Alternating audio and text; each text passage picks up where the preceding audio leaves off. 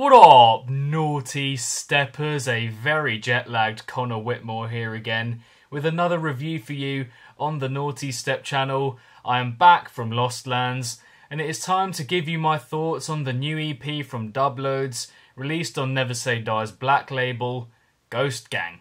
David Nardollili, aka Dubloadz, is a predominantly dubstep producer hailing from Ringwood, New Jersey and based in LA. An artist who has operated at the higher ends of dubstep music for the last 3 or 4 years. Formerly of Disciple Records, Ghost Gang represents Nardollili's first multi-track foray into bass music following his departure from the label around a year ago. For whom he produced fantastic EPs such as Lost in the Source and Cuck Life, in a way pioneering the acidic dubstep movement that is so prominent within the genre today. Releasing his debut album in the process too, Dubloadz and the 9000 Ghosts, which I didn't warm to as much as his EPs, yet still had some seriously impactful tracks on it. Collaborating with huge artists along the way such as Virtual Riot, Tramper, Trollface and many other big hitters. But coming into this latest project, I can't say I was too clear on what sort of style we would be getting from the Savage Wonk fanatic. With his last 2 singles, Salt and Pepper, both released this year, showing his style in a completely different light. Taking his production down very gritty, underground, deep dub avenues that painted him as someone who had completely reimagined his aesthetic, having left Disciple. Not forgetting also that he has been exploring house music more and more recently, as evidenced in his collaboration with Dodge and Fusky and his remix for Dion Timmer. But on realising that Ghost Gang would be released under Never Say Die's black label, I found myself with little doubt as to what side of Dubloadz we would see across these 4 tracks. It would be dubstep and it would consist of some of the darkest and filthiest sounds that we have come to know him for, and that's exactly what we get here. An EP that has its moments but which I wouldn't say is up there with his darkest and filthiest stuff by any stretch, even though it leans in that direction for its entirety. Displaying staple Dubloadz sounds throughout, the quality of which is absent for the most part, to the extent that it just doesn't rank alongside his best material. Because having listened to it a load of times now, more than anything I see it as a watered down version of his techniques at their most flavoursome, colourful and quirky. Decent in parts, but with almost nothing I want to return to here, the heaviest moments coming across as mostly empty and bereft of life. The pattern I spot here being that there's a good amount going on, but the overall sound just doesn't seem that rounded or fleshed out with all those components in unison. The first drop of the EP on the title track has a distinctly Pray for RIDDIM vibe to it in its delivery, albeit not as full, the added notes being the only thing keeping it in cognition. Trying to pick up the pace even more in its progression, but essentially it's more of the same, some neat percussive touches, but generally a bit stale.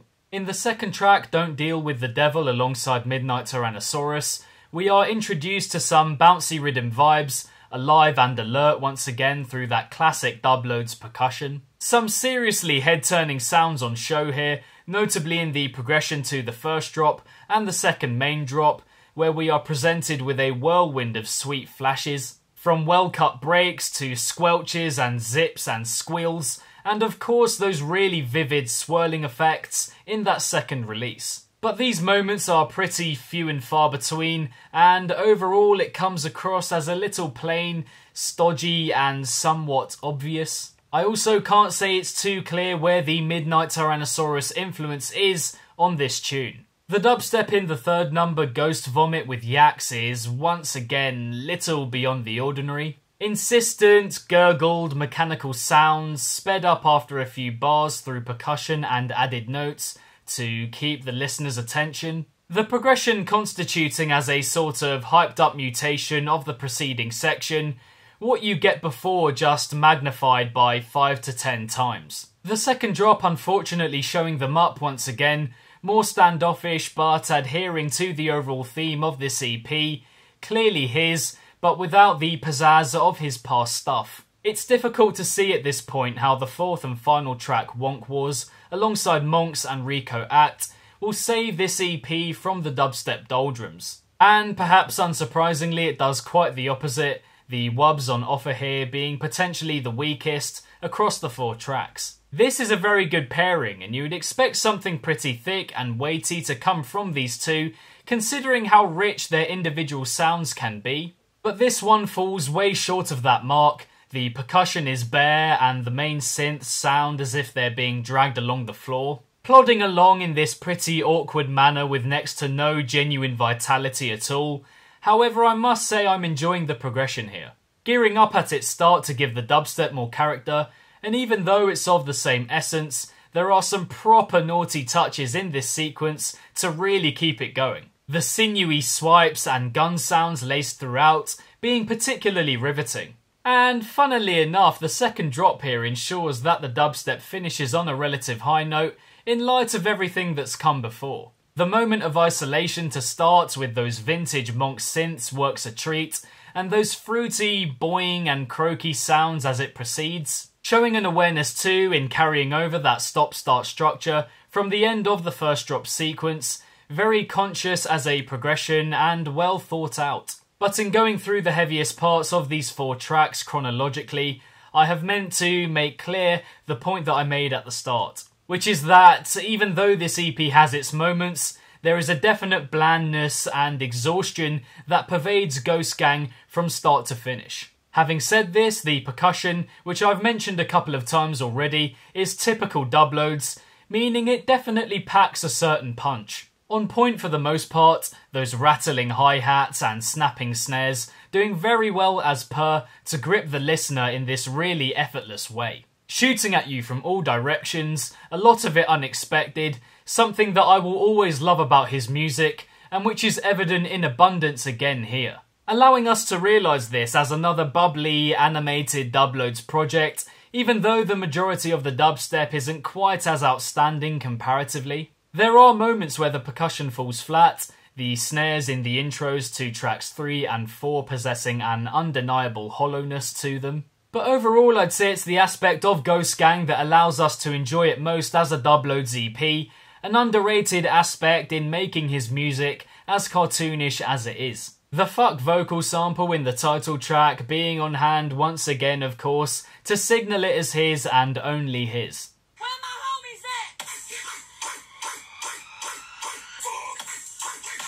Another aspect of this collection I'd say I really enjoy is the introductions, all of which have their own memorable, captivating moments. The first being Dubloadz at his most sprightly and playful, mightily upbeat with lots of cutesy vocal chopping and daunting samples to boot. In Don't Deal With The Devil, I like the ticking noises to start, the growls and croaks in the background, the gloomy melody blissfully luring us in. Arguably the EP's catchiest part comes in the intro to track 3, Ghost Vomit, that Rock the World vocal sample very much allowed to roam free within that opening sequence. Must also mention the build here, very well managed, keeps you guessing, perfect length. And the intro to Wonk Wars works very well in that it lets you know it's a collaboration from the off, that horn and kick combination being very particular to Monks. Not too dissimilar to the intro of his giant Squiddim VIP, setting a dramatic scene before Rico Act's voice tears into the track. Aside from this, there are some other moments of true quality in Ghost Gang to lend it that much needed appeal. The entire second half of the title track, starting with the vocal chopping before the second build, and the chugging notes in said build to completely invigorate it, to the second drop, this pulsating, psytrance-esque release that is one of the most interesting I've heard in a while, at least from a dubstep artist, and it works. In Ghost Vomit, those standalone squelchy hits to introduce the second drop before the dubstep creeps up from underneath. Very nicely done. And finally, the ending to the EP in Wonk Wars, the mystifying piano prominent once again, this time slowing down increasingly over time as Ghost Gang draws to a close. Picturesque stuff. But overall, do I come out of listening to this collection of tracks satisfied with the first substantial venture for Dubloadz post-Disciple? Not really. I can't help but think that he's produced so much better in the past.